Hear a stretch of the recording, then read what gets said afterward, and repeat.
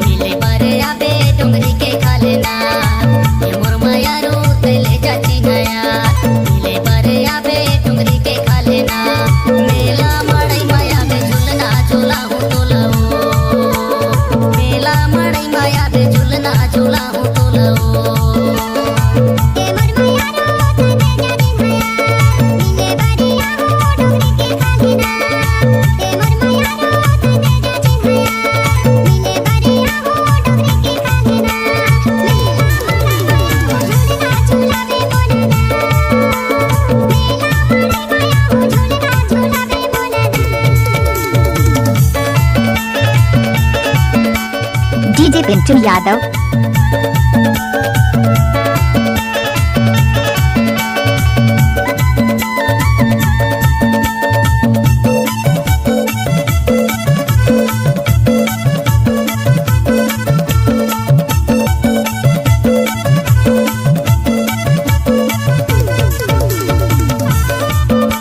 Mix by DJ Vikas Marco.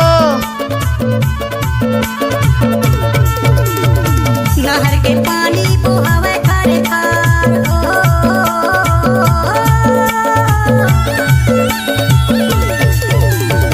नहर के पानी बहावे खारे खार नहर के पानी बहावे खारे खार रत्ता जोहत बैठे हावो चना के खारे खावो माया के मारे रत्ता देखत बैठे हावो चना के खारे खावो माया के मारे।